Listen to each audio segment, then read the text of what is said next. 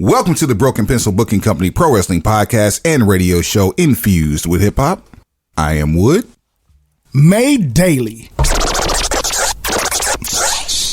with organic, farm to table, localized, neuralized, sterilized, Scotch guarded for 2020 repellent, available online, shipped via Amazon, not available on Sundays, but now available on thebeastradio.com. Broken Pencil Logic. You stay classy, internet. I'm Suave Burgundy. Suave Burgundy. I mean, look, I'm just on a never-ending mission to give back to my community. That's it. That's all. Mr. That's all Mayor. I try to do. Mr. Mayor. Yeah. Today is Monday, May 1st. Year of our Lord. Year of our Lord. I said year of our Lord. Year of our Lord. 20 and 20. Tree. Wiggly convenient. Bring me your dinner bucket. Let the church say. Hey, man. I'm sure Norman Smiley is happy with this wiggle wee that we've been incorporated. Yeah, because, I mean, how can you live without the big wiggle? You dig. Many people have tried. No one has succeeded, and that is exactly what she said. By the way, just because. This is your daily acknowledgement. Look, he's going to be sprinkled throughout this episode like truffle. Something awful. Oh, man, it has been a week. They is out here playing with the church's money. Man. They is playing with the church's rent, the lights. Ooh. Man, say when if we didn't already have the name of this episode taken care of, because it was Build a Brand episode 2. It's Dos. May. Dos. It's Mayo. Dos. Yeah. Dos. Man. Yeah, but if we didn't already have that picked out, like we could really get active with some of these show titles. Look, Uncle Trips. This is not what I wanted to start the show with, but we're gonna do it. Uncle My Trips, God, who put you up to this? Who? I know who, but who? He comes out in true executive fashion. Mm-hmm. Waxes poetic about your tribal chief, head of the table, and WWE Grand Champion Roman Reigns. As you should. And then immediately takes a hot, steamy shit on everything he's done over the last 2 years. What? Say, bro. Say. If you're under a rock or have checked out on WWE programming, God bless you. We wish you nothing but continued health and success. We understand. Oh, man. We do this for you. There is out here for a pimp. There is a new World Championship belt that will be defended solely on Monday Night Raw. It's not a World Championship. It's a participation trophy. That's exactly what it is. It's the second place heavyweight championship of the world. The U.S. title wasn't good enough. No. Your back and forth feud between Austin Theory, Bobby Lashley, and Seth Rollins was not enough to fuel USA's need for a world champ or a top belt, top champion. I won't even say that. I won't say they weren't enough or the feud wasn't enough. You didn't put enough emphasis on what they were doing and why. Let's see. Okay, I'm glad you said that. Any other era, you could have 2 or 3 people go back and forth for one title. Right. While the world champion is circling the globe and showing up, I don't know, every 3 to 4 months for 2 or 3 weeks at a clip. Look, I get it and I understand that a great deal. Let's just say, let's be real. The majority of today's modern fan did not start watching professional wrestling until the beginning of the Attitude Era. Yep. And for better or for worse, that is kind of around the first time you would see. No, I can't even say that, because even the new generation era, because Bret Hart made that a thing. Like, you saw the champion almost too much. Because Bret Hart is a wrestler.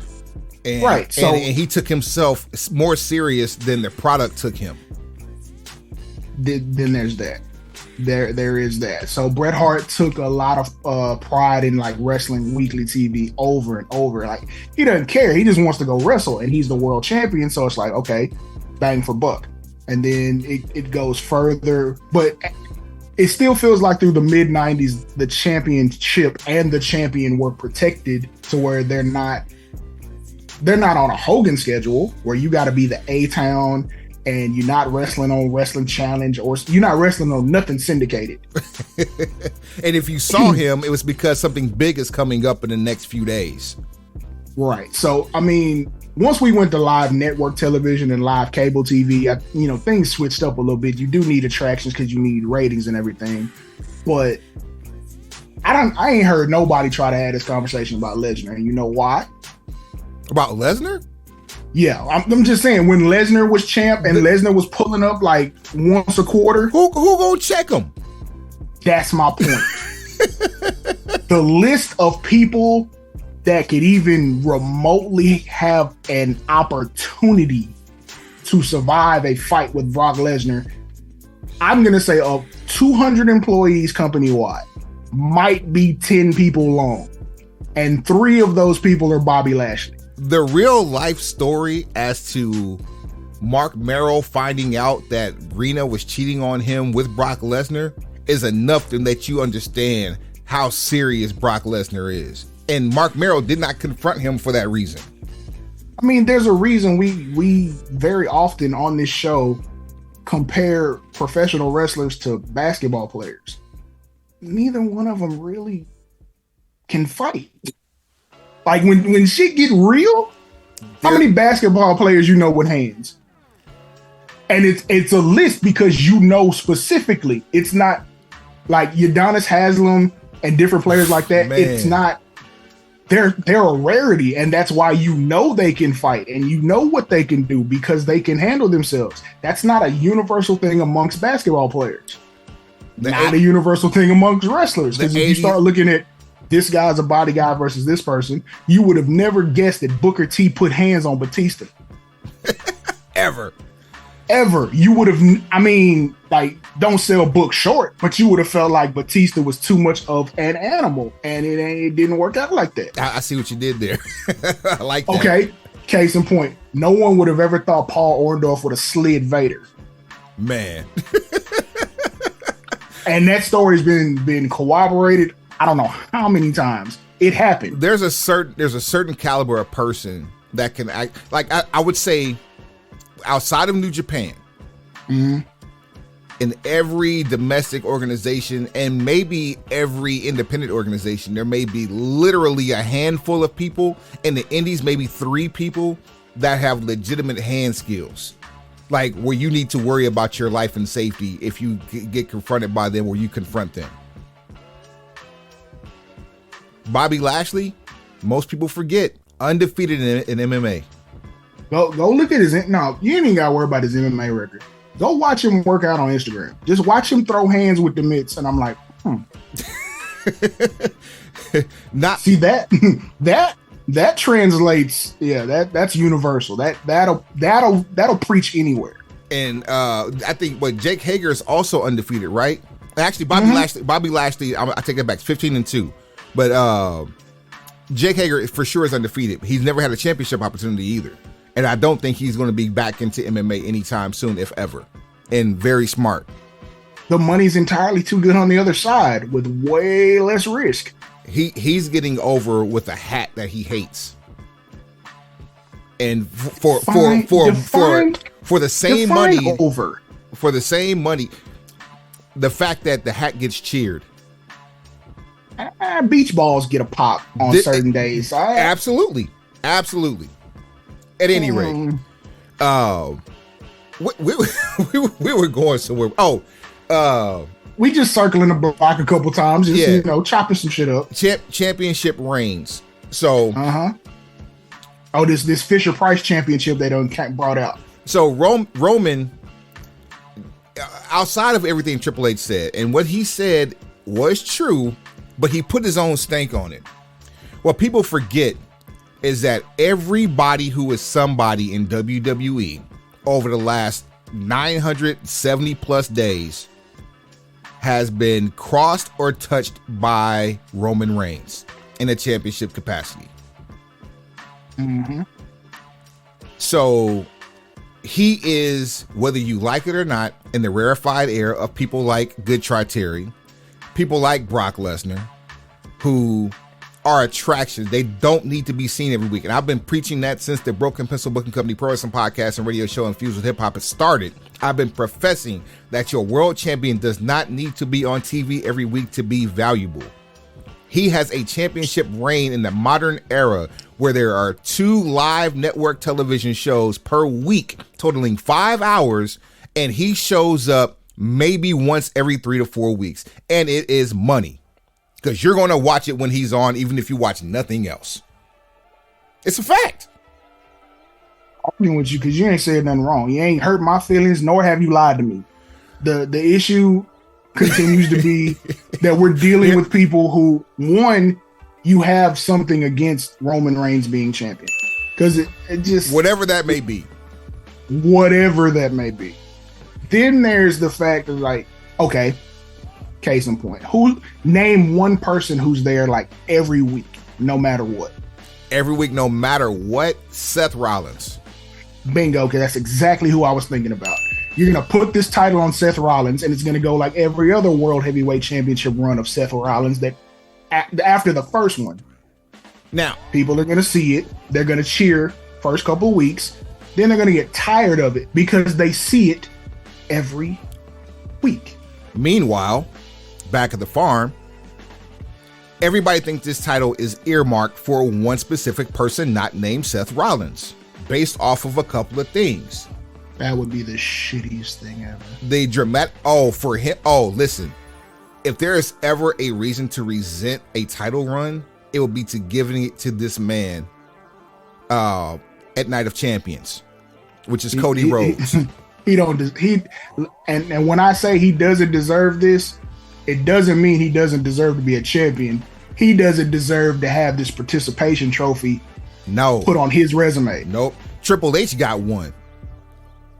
And he made it. He literally made the title that was handed to him by Eric Bischoff. But he was also a what? Top tier talent? Main eventer? all those are true. Hit the bell for yourself. He was a heel.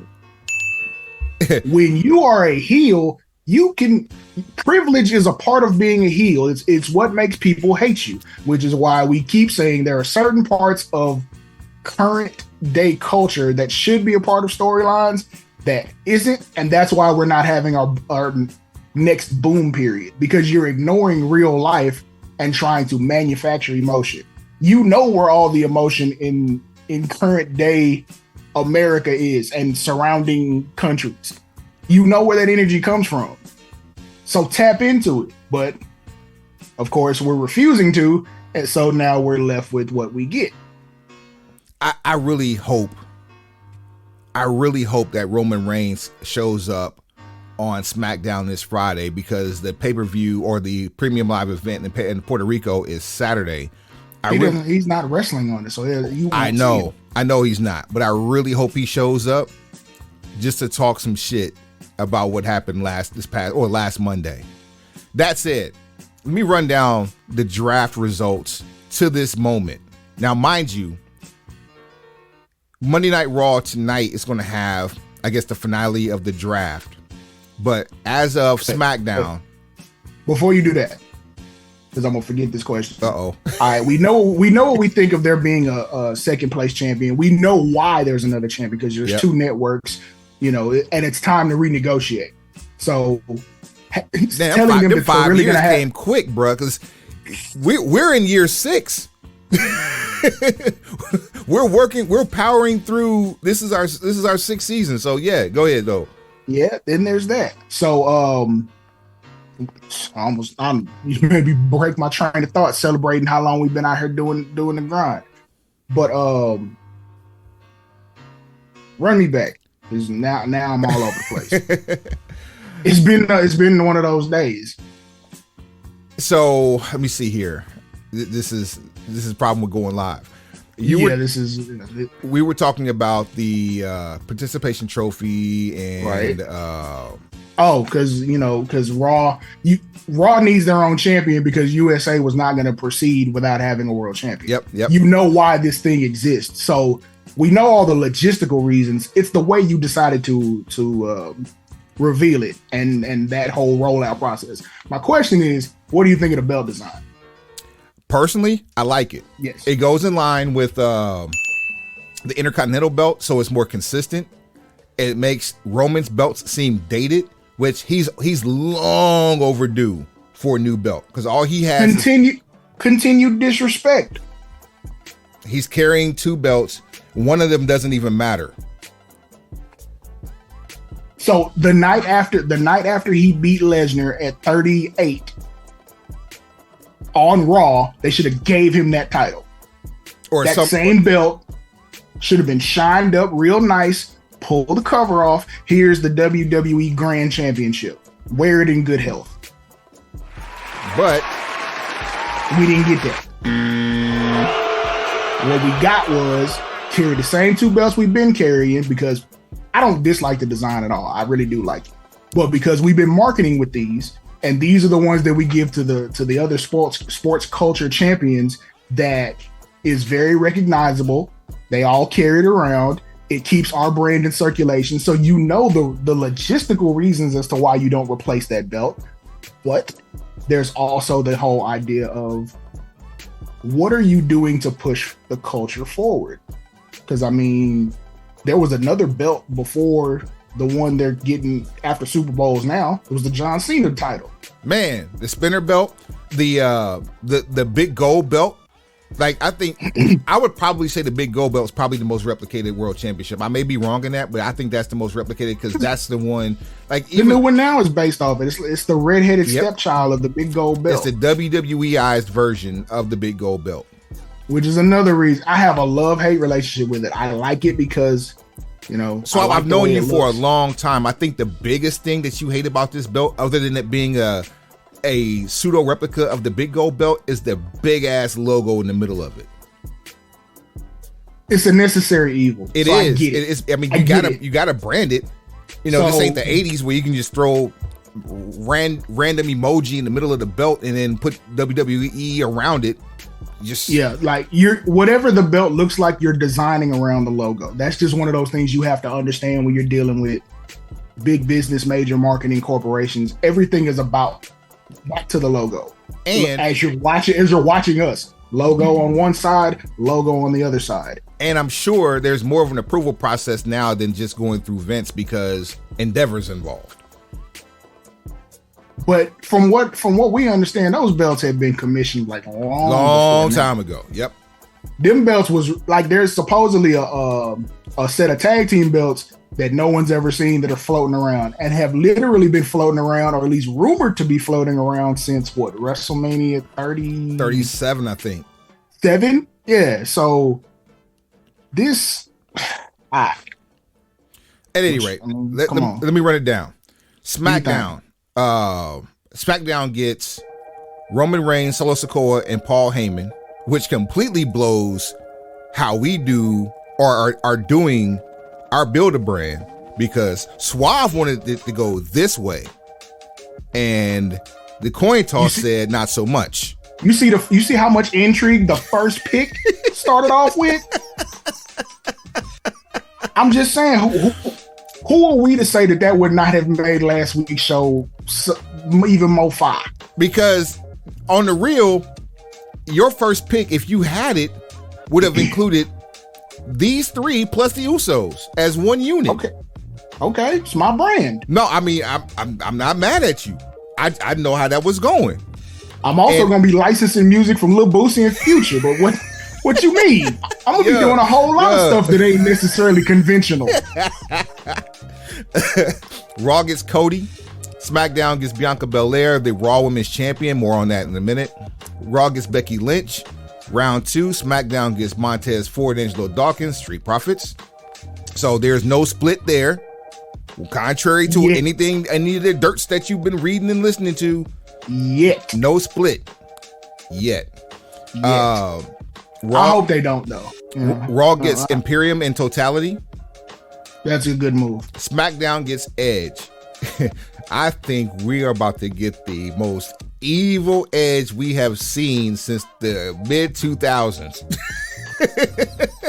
Something about that kind of ends up being weird, and once we see how the rest of the draft completely shakes out, I'm gonna have some questions about Edge going back to SmackDown. But then, SmackDown's the house Edge built, so Raw gets Matt Riddle, who was introduced by Rob Van Dam, reading the draft card upside down.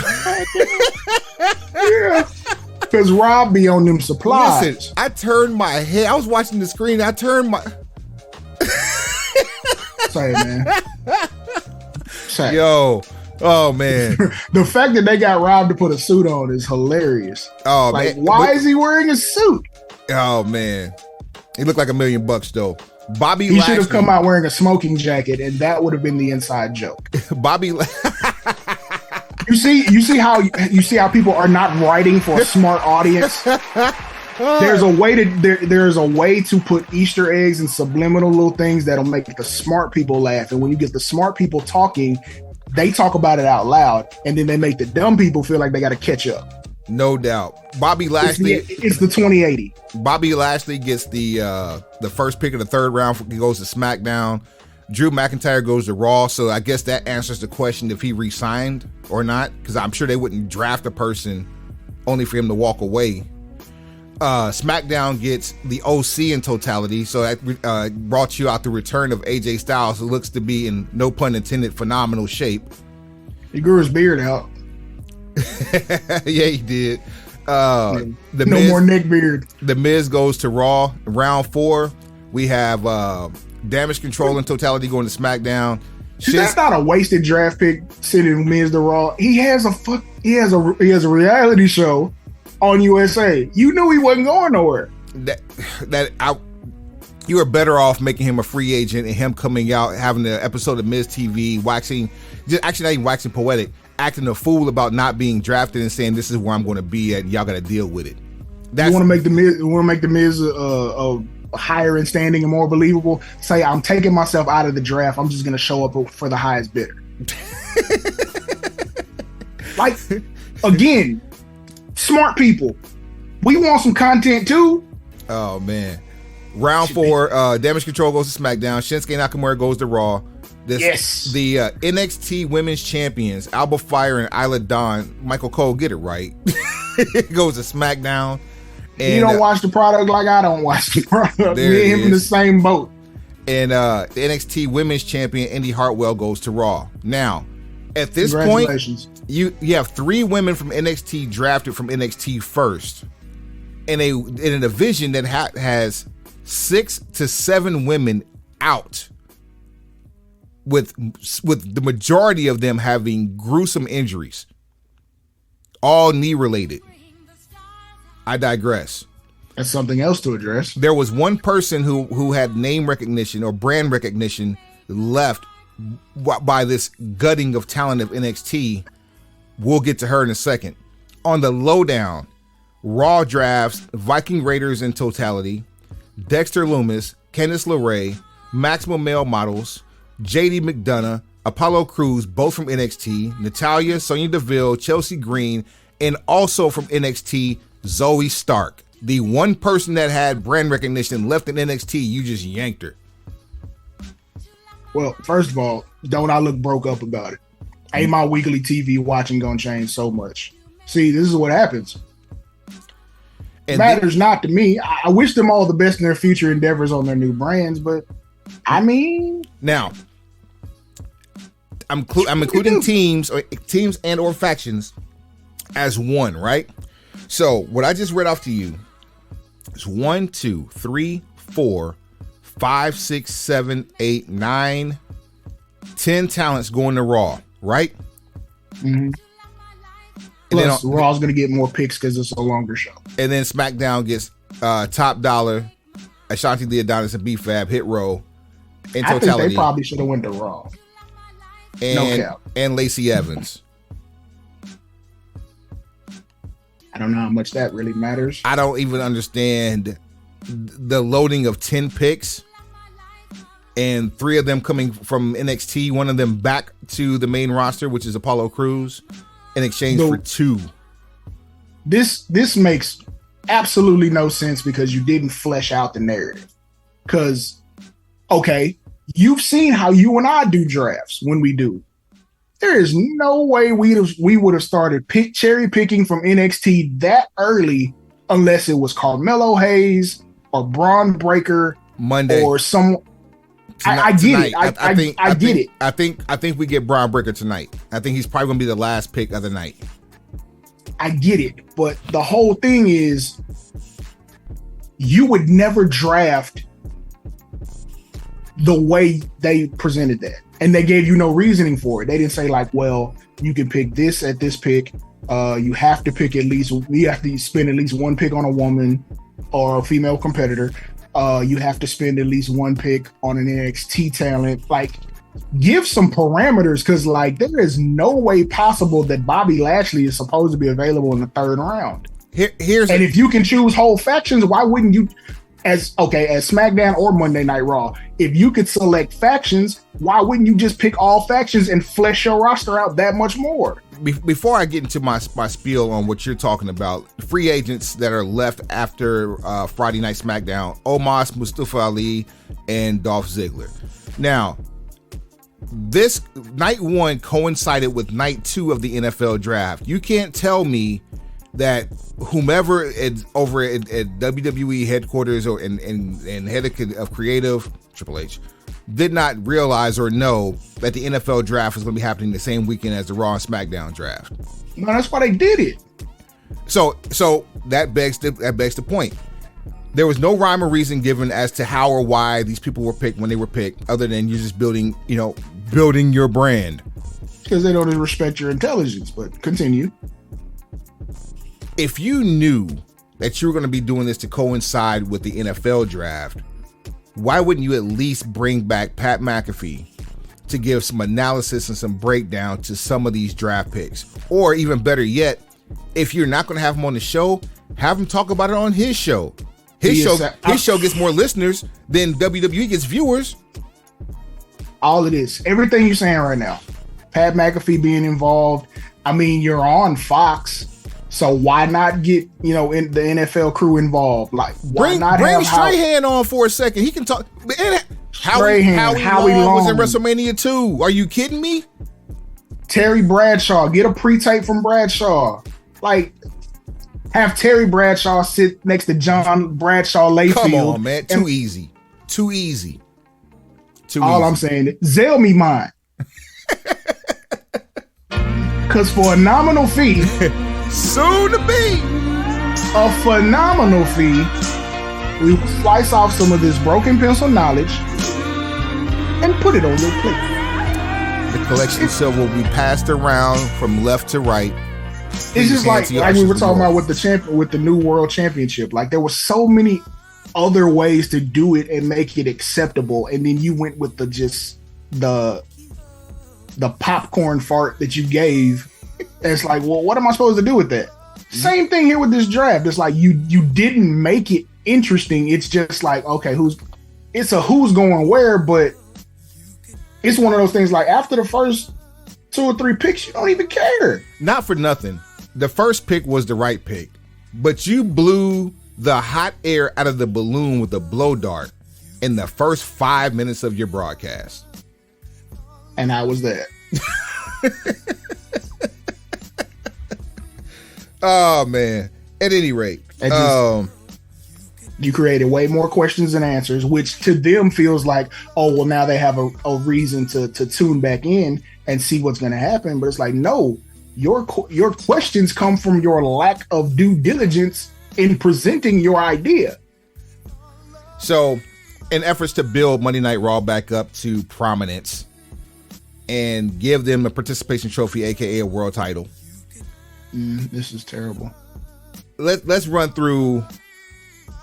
Let's do a quick mixtape. It could even be an EP of talents that are in line for this championship to be your first champion.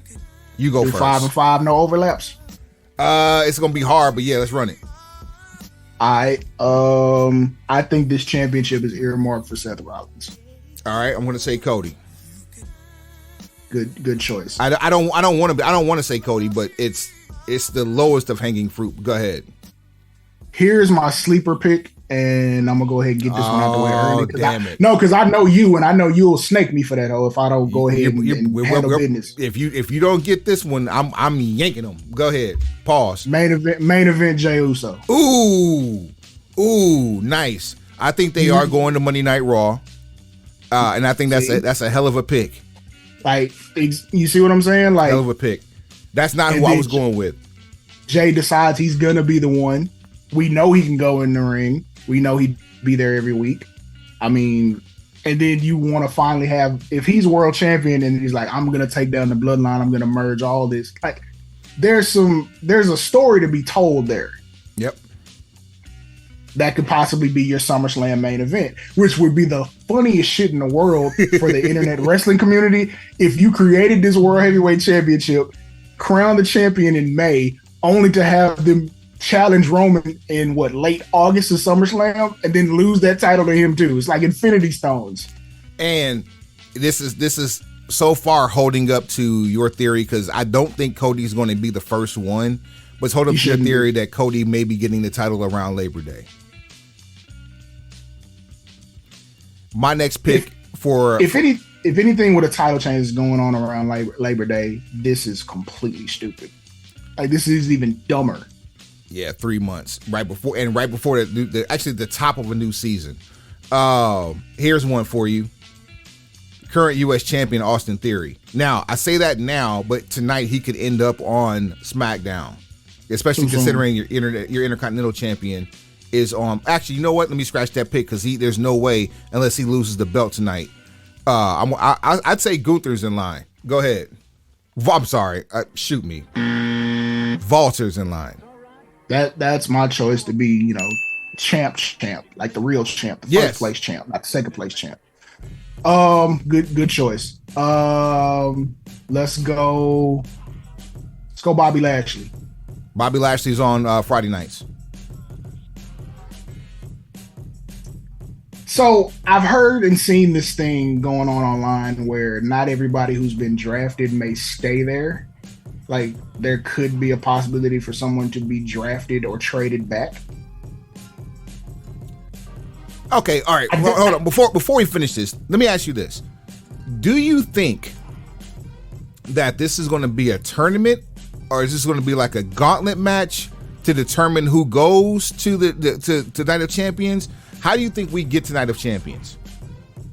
Vince hates tournaments, but Vince ain't involved.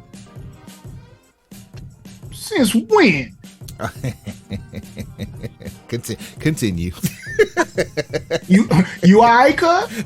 I'm good. I'm finna hit you with that Snoop Dogg. You alright, cuz? You knock my homeboy out like that? You alright, cuz? I'll swap that pick then. If Lashley gonna stay on SmackDown, give me Drew in place of Bobby. All right. Give me Nakamura. I know they're not pulling the trigger on that. I know they. Give me Miz. Great pick. Absolutely great pick. And it's real. It's not. It doesn't feel natural to do it, but yeah, like Miz is there every week. His character is what it is. It's over. He's gonna do all your PR. Every piece of PR you need to be done for the USA. He is the poster child of the USA Network at this point, so like it would make as much sense as anything to make him the world champion. Let's see. So I've had Cody, I've had Walter, I've had who else did I say? It's Cody, Walter. See, we no Ginkgo. I don't. Well, actually, okay, because you got four. So you got Bobby Lashley. You've got. We took Bobby off mine. Okay, so who'd you replace Bobby with? Drew McIntyre. Okay, so Drew McIntyre, Seth Rollins, and main event Jey Uso and Miz. So those are your four. So I'm on four. Yeah. All right. I'm going to take, only because I don't think he's going to be drafted. I think he's just going to show up. That's a long shot. Because we don't even know if he's ready yet. Who that is? I want to say Orton, but we don't know if he's going to be back by then. So Randall Kidd? Yeah, nah. But for that, I'd like it though because it would help us get to the record. I don't even want to do this one. Oh, you know what? I've got a sleeper for you. All right. If he doesn't get drafted tonight, Bronson Reed. I like the idea of putting a young guy over, possibly. I mean, but okay. Here's the thing. Here's the thing. Because of the condescending nature of this championship to begin with, it's going to be in your best interest to pick a first champion who is already established, who the WWE universe will not turn on within 90 days. So it's weird for Cody because it becomes the stigma of Cody couldn't win the big one, so he got the other one. So that's why he shouldn't be anywhere near this. Seth Rollins, he is what he is. He's going to show up every week. He can have 1 hour matches or he can do whatever. He can be that guy every week on television. It just seems not to translate to like pay-per-view superstar selling stupid merch. And it doesn't translate to him being the face of the company. It just translates to him being regional manager, I guess. I got a really funny one, but I want to double back because you got one more. I'm going to double back with this funny one, and I'll explain the who I'm actually going to pick for my last one. But go ahead for your last pick. Right. Last pick, somebody from Raw. Give your anecdote. I need to scan the roster again. Okay. Rhea Ripley is your SmackDown Women's Champion who is drafted to Monday Night Raw. That leads me to believe that Judgment Day isn't going anywhere unless they split them up. Which, according to how this draft's been going so far, they're not going to be. They're going to be a faction in totality. So I say Judgment Day stays on Monday Night Raw. Hopefully. I would love it if Dominic Mysterio was the first champion. I had that as a sleeper, and had I been thinking about it, it fell out of my train of thought. But I love that. I do love that. Facts. I do. Now, I do. In reality, I think it's probably going to be more Damian Priest if we're going to go one or the other. But I would you talking about someone who the fans won't turn on in 90 days? You can't tell me you won't sell out an arena trying to see who's going to beat the shit out of Dominic Mysterio week after week. Right. And that's the other part. Like, there's two ways to cheat the built-in angst and hate of your audience, the contempt of the WWE universe, as it would be. It's either to pick a veteran beyond reproach or a heel that no matter what happens, you hate them more. So that's why Miz works. That's why who else was on my list? Jay works because he's the face you're not going to turn against because you look at him as the underdog because you saw him get dog walked over the course of this whole bloodline situation.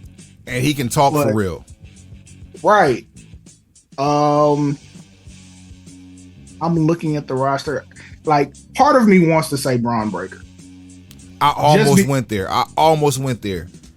But it does, but I know that's not realistic. Nah, because it's not. Remember the first title match he had, and we thought he was going to win it, and it seemed to fall apart when he slipped on the top rope.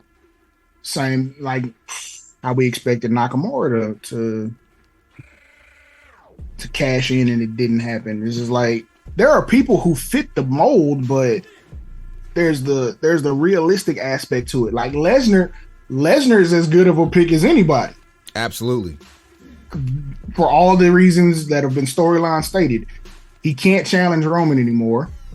He is the guy. He goes wherever the hell he wants to anyway. Why not have Brock as the world champion? And people are going to hate that because he don't show up every week. So that's the reason he wouldn't be. Because he ain't coming once a week. Pause. Pause. I was going to say, the only place he coming once a week is probably at his house, and that's nothing to do with me. I'm about I don't have to anything I'm to about do to with die that. on battery power over here. Oh no! Oh no! Yeah, we can't have this. Let me You know what? hold on. Let me go ahead and talk some shit real quick. I'll be right back. I promise. Bruh, that boy got me out here flying the plane. Okay, pencil pushing. Crash and burn, baby. So look, while I have your attention here, guys, Swavetoberfest 1, 2, and 3 are available on all streaming platforms. Make sure that you go out of your way to get the gift that keeps on giving. It's a celebrate. So here's my fifth. For my fifth, I'm gonna take Rey Mysterio. You think Ray's going to Raw? I mean, anything's possible in the WWE. This is Isn't that what they used to say? That's it. That's anything is possible in the WWE. Right. So I mean, that's another pick that's unrealistic. Like, yes, Ray would wrestle every week, and yes, he would put on some of the best matches on television because that's just his pedigree. But at the same time, he fits my reasons for how you pick a champion. It's someone the fans most likely would not turn on. He's a beyond reproach as a professional name value. Former champion. Former world champion. So he's got all the same pedigree. Like Finn Balor doesn't fit that same mold for me. Just because of we saw what happened, after being the first Universal Champion, unfortunately having that injury and then having to go away. The shortest Universal title reign in history, and it had nothing to do with anything but circumstance. And he has not gotten back to the main event caliber from that. It was never the same. He was never the same after that. Okay, had Bray Wyatt actually panned out this time, this would have been something for him possibly, but. Have we seen the last of him? You think? Not for the money they paid him. Yeah. Like just, bring your ass back to work, huh? Facts. Because he ain't finna quit. He ain't gonna. You gonna have to 90 day him. You gonna have to 90 days. These dishes need to be washed. Yeah, like he's not gonna quit for making that kind of money. You're gonna have to 90 days. And even like that's just the only way you getting out of this. Like what? Yeah. So that's enough WWE talk for now. Just tune in Monday Night Raw tonight and get your kicks. Somebody gonna be champion. We just Otis. That's who should be more from World Heavyweight Champion. Otis. Oh no, I want Otis. I want to grow the beard back out. I want whatever's left in his hair to come back. Yeah. I want that Otis. I want that Otis because that's the Otis that we paid for. CM Punk has been making his rounds. And when I say making his Cranberry rounds, mimosas for everybody. Cheer Manchester. That man. So all the sheets are saying that it's rumored that he's making a return to AEW this summer, and even possibly sooner than this summer. Because there's some money attached to it. Now that Wait, have you heard how? Enlighten me. So reportedly, here's the deal. There's going to be an additional 2 hours of AEW television that come to. That's right. Is it TBS or TNT? I believe it's TBS. No. It's TNT. Wait. TNT on Saturdays. Oh, no. Hold on, because we're talking about preemption, so I think it is TBS. Let me. While you talk your shit, I'm gonna fact check you. You do your Googles. So there's supposed to be a 2 additional hours of AEW television coming to a Turner Network station. AEW Collision. There's already been copyright, submitted for the name and everything. But apparently, this additional time given to AEW was done on the strength of the participation of one Cranberry Mimosa. TNT. Okay, so TNT. Yep. Captain Planet's coming on right before it. The power is yours. Oh my God. WYBA. But yeah, so this Right. This additional weekly time slot is predicated on predicated on the participation of CM Punk. Well, the math behind it breaks down to where it's like just the base level of what TNT or Turner Broadcasting pays for first run programming. It's in the range of about $500,000 an episode. And because of the terms of the contract that they're signing for AEW Collision and the runtime, CM Punk's participation is worth about $52 million. Jesus. Just for CM, and part of this is, and the reason why this is being greenlit and rolled out, I think the upfront is like really soon. So that episode of Dynamite that takes place in Chicago, I believe like June 17th, somewhere like that. You take a look at my trusty calendar. I'm on it here. June 21st. But okay, no. So June 17th is a Saturday. Let's see here. June 21st. Okay. So one of those dates that even Excalibur, he ended up talking about it on one of those shows that he said that the tickets were going on sale. So if you go to where you would buy AEW tickets from and look up what's going on in June in Chicago. Yeah. I wasn't finna give him that free plug because ain't nobody, we ain't got no rep code. Nah. So you send us one, we'll help sell some tickets. But until then, pay like you weigh. Sell me mine. I mean, it's the last time you're gonna hear that from me, but go ahead. Right. So yeah. CM Punk, his participation is what greenlit this revenue stream, because it's not just an additional 2 hours of programming, it's a revenue stream. It's a cash infusion of $50 million. Jesus. $50 million. This is a brand that's not even 5 years old. And this is the kind of money that we're talking about from a statistician from a football team. For a hot 2 hours on a Saturday. When last time you made $50 million in 2 hours on Saturday? I don't think it's been done since boxing pay-per-views. Look, no. Even if we did the per episode, when's the last time you made $500,000 on a Saturday in 2 hours? Never. I don't think that's ever been done. So it makes perfect sense why CM Punk is popping up here, crazy. Popping up there. He's getting his name circulating because once we launched this show, we outside again. So question is, are you gonna, like they're talking about air quote splitting the brand? Is CM Punk basically gonna go through the roster and draft his own people and then pick a couple of bookers and basically Collision is like the CM Punk brand? Please don't give him another belt. Just don't have another belt. No, keep the same belt. But here's why I say that, because we were having a conversation about how much longer he may have to participate in wrestling. At this rate, it's going to be quite some time, because if he can get 150, why he can't get another 50? And they're only doing house shows in like quick runs. I think they're doing like 1 month runs of house shows just to keep the wheels rolling. Which is cool because you're not burning the candle at both ends and killing people like you were doing in the 80s and the 90s. And if you make him potentially a pay-per-view attraction, he's wrestling what, 4 to 6 times a year? Yep. So, and speaking of pay-per-views and attractions and money, AEW All In is a week before All Out, which I stated about 2 or 3 episodes ago.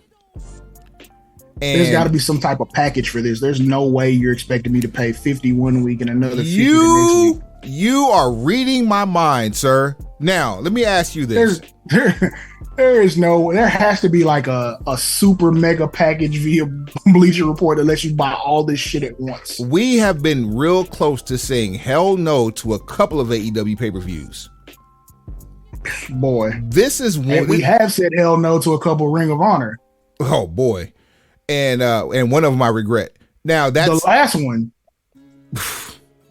We said hell no to the last one. Yeah, we did, but that wasn't the only one. There's a tax write-off for us. Here's a question I have for you. Okay, shoot. if you have to, not even gun to your head, you know that these are going to be 2 pay-per-view events. Mm-hmm. I would say we split one. I get one, you get the other, but we got a joint account for the business. So that doesn't make any damn sense. Which one do just you for the get? card statements, maybe. I don't know. Which do you get one or do you get both? Okay, the type of wrestling fan I am, if I'm invested enough to get one, I'm getting both. Like I'm not. And I get real emotional, especially when it comes to my dollar. I'm not getting both. I mean, but don't we all? No, we all get emotional about our money. Nah, I don't know anybody who doesn't get some type of emotional about their money. There are two people that don't get emotional about spending of money. Extremely broke people and extremely wealthy people. They don't get emotional about spending money. No. Okay. When I say emotional about their money, it's not just the spending of it, it's what they get for it. So extremely broke people they may only have 150 to spend, but they want that 150 to spend like 10 They grand. want it to stretch. Yeah. They want the most for the least. And then those, like those big budget situations, I mean, they gonna pay because they don't know the market value. So they gonna pay whatever number you give them. But they also gonna want you to deliver. Aesthetically, a wrestling product saying buy one, get one free doesn't work. No, it does not. However, if you commit to both of these, you will get each one for $30. That I'm in for. It's the exact same math. It's the presentation. And they're not like each one of theirs has always been 50. So if you're saying 25 and 25. So here's what I'm saying.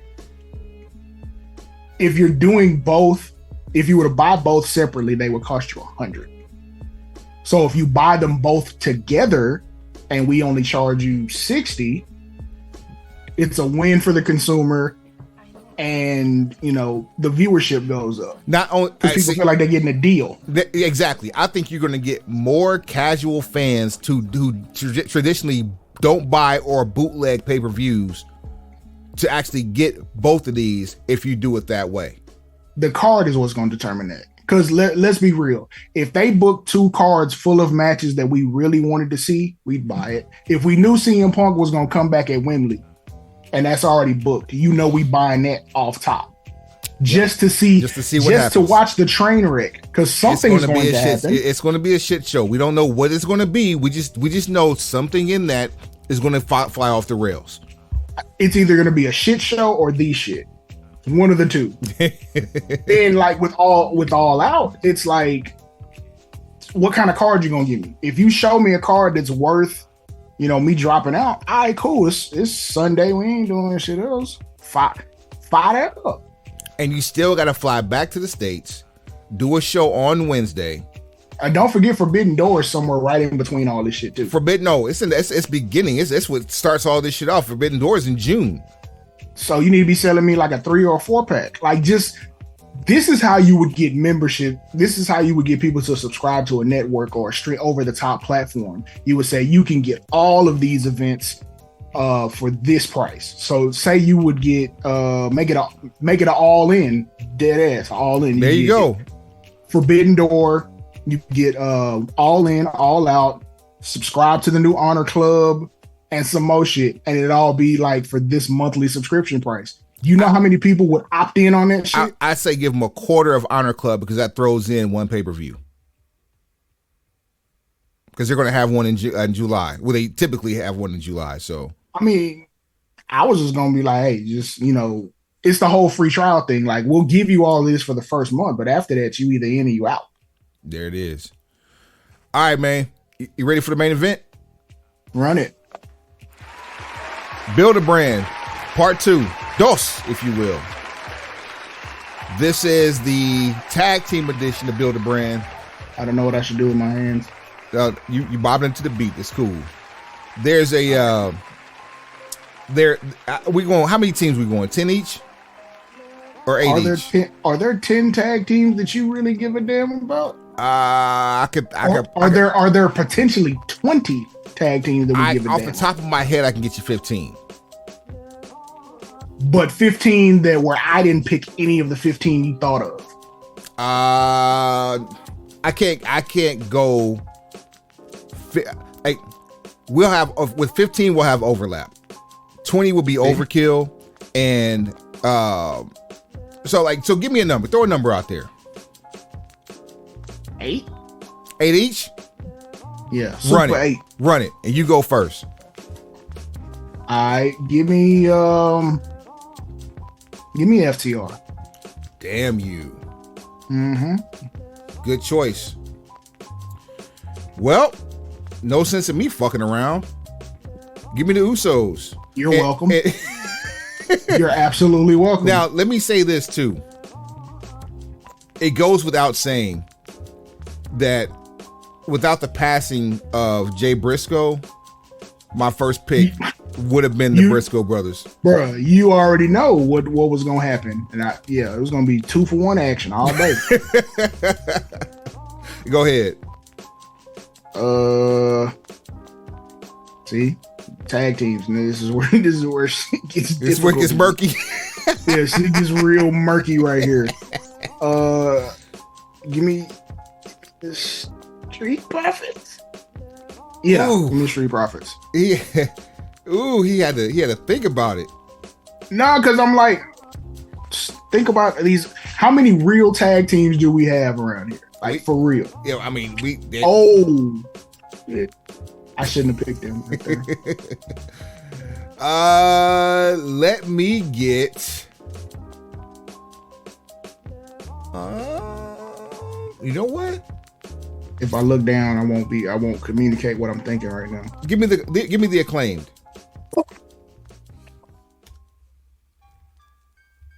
It didn't work. I communicated exactly what I was thinking.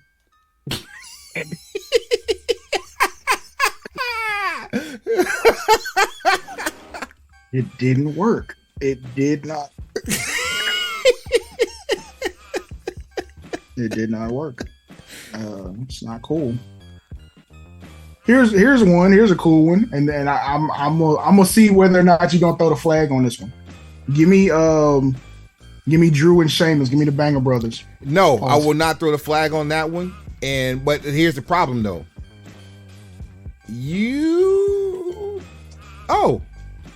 No, I will definitely allow it because you did not draft McIntyre. So yes, Banger Bros, done. I like it. I still have high hopes for these guys, man. And one of these days, they're going to make sure that they get their dollars worth over there in Stanford. Give me Luke Gallows and Carl Anderson, the Good Brothers. I see what you did there. I'm still scrolling, and I got to be honest with you. It is rough.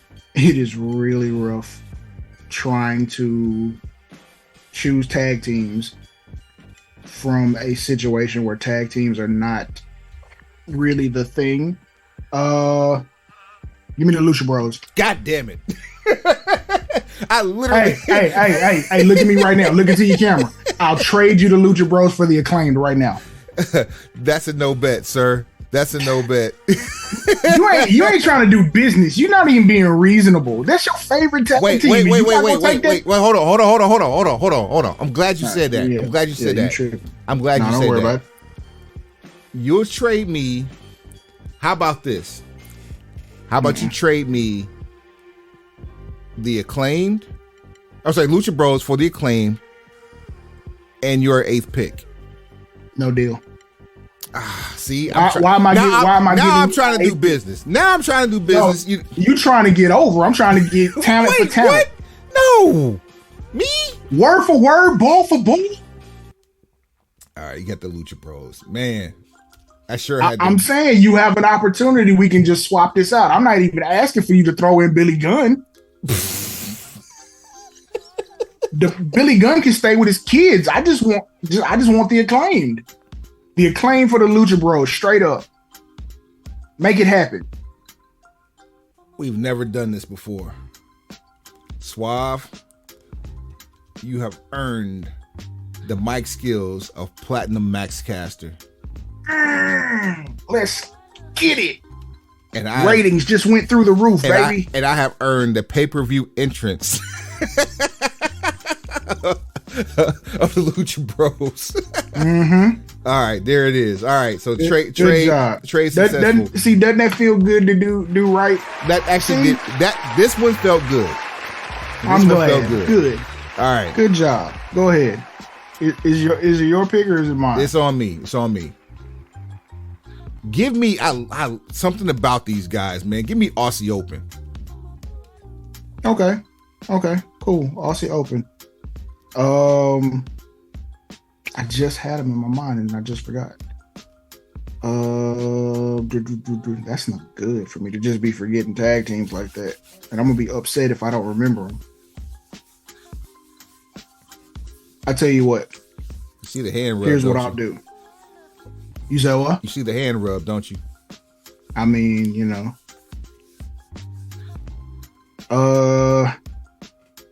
Give me DIY. That's what it was. Nice.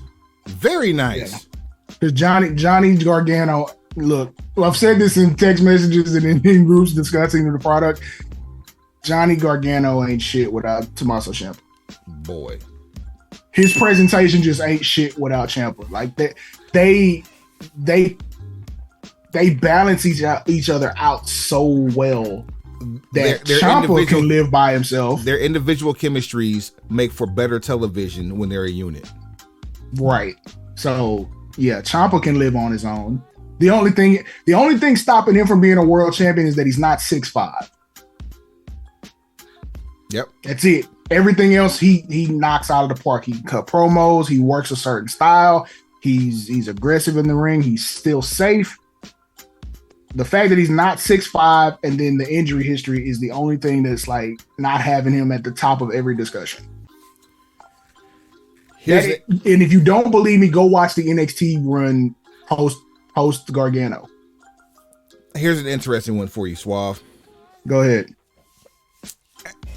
Once a team, always a team. I love that. Factual. And it's very, very hard to split up brothers for any sustained amount of time without one of them going completely away. Okay. For that reason, I'm bringing over the gods, the Gorillas of Destiny. Way to go to Japan. Yes, sir.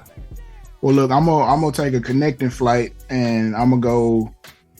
Well, he ain't even really from there. I'm going to Ghana and I'm gonna pick up Kofi. And when on my way back, I'm getting Xavier and we bringing Biggie. New Day on mine, please. Yeah, that's a good one. That they were definitely on my list of grabs.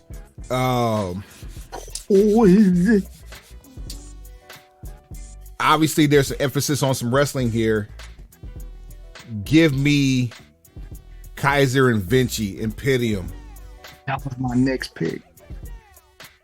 Because I was going to have Imperium out here making money. Making easy money. Well, we just have to have them boys tweet over to Volta and see how things are going over on your brand. Oh, no worries. I will replace them. Don't you worry about it. I will replace them. Matter of fact, this is number 7 for you. Bring him up. I ain't gonna go with them just yet. Let's do. This is gonna work because this is a backhanded tactic. Give me Sammy and KO. Damn it. And you know why? Yeah. They're drafted as a tag team, but how long do you think that's gonna last? Nah, you got 2 singles wrestlers out of that one. That's a steal. That's a steal. That's bargain basement. Yeah. That's making easy money picking on the series. That's a Black Friday deal right there. Is what that is. I can dig Give me. Let's see here. They made for good TV over the last year. Give me the Brawling Brutes. I was wondering about that, and You know what? Give me. This is another cheat move. What number is this for me? This is your last one. It's number 8. All right, just hold what you got. Hold what you got. Uh-oh. Pause for station identification. Uh-oh. Suave's going to the bag. Suave said he was flying by the seat of his pants earlier. Facts.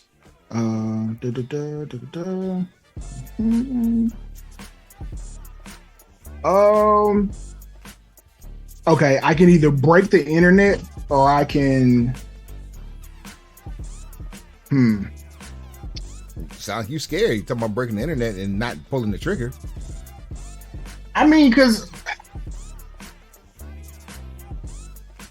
it ain't what I think it's gonna be, but This is your brand, Suave. Okay. Skip it, because I ain't breaking the internet. I'm finna solidify my brand. Give me Starks and Hobbs. Wow. I'm reuniting. Look, we wiping slates clean and we starting over from Scrizatch. And it fleshes out the roster, fam. I like it. Roster. I like it.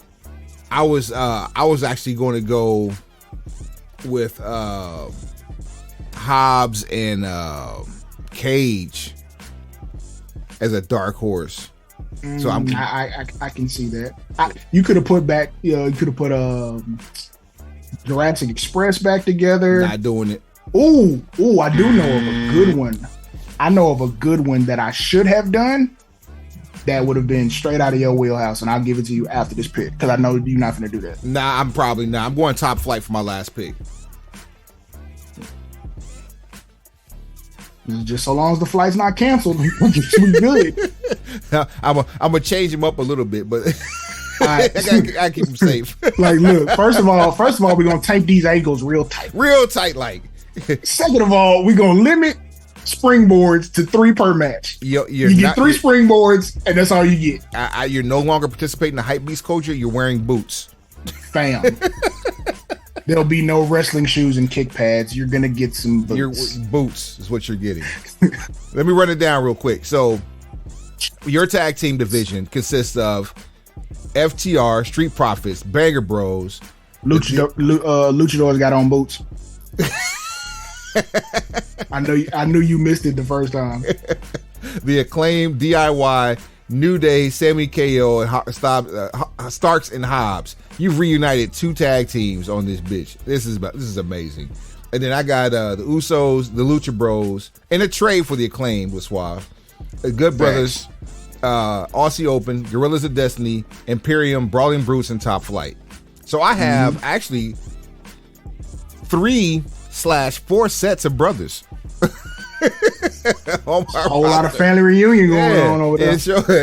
That, sir, if nothing else, is a whole lot of fucking gang shit.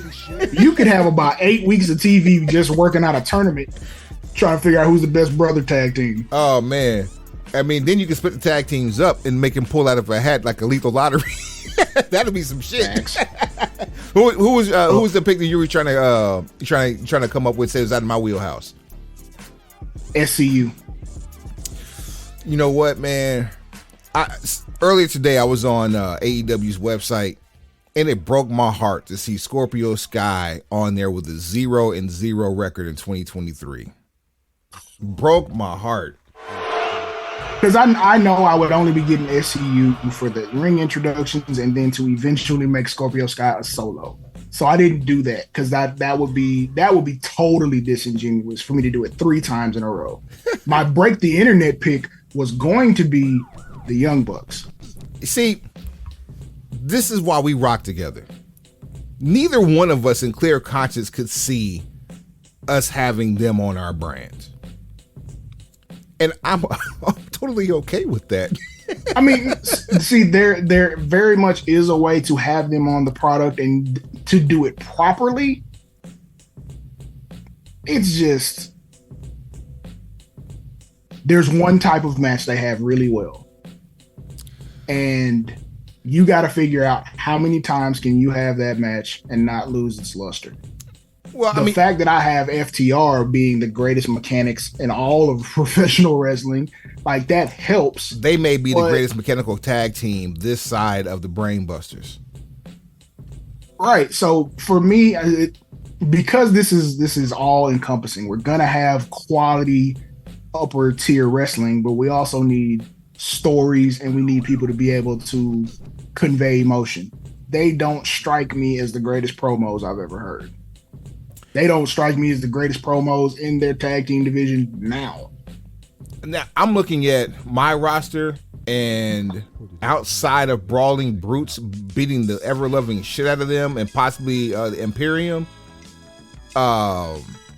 they could have decent to great matches with everybody that I drafted. I just don't need to see them. That's all I got.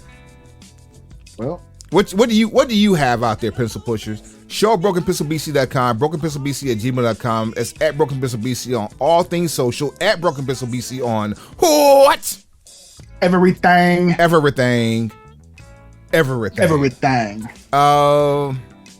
I think that's it for now. Part 3 will be coming to you next week. So make sure you have your pencils ready. Please. It's curveball season, so we gonna figure this out. As if there haven't been a whole bunch already. So here are the rules for part 3.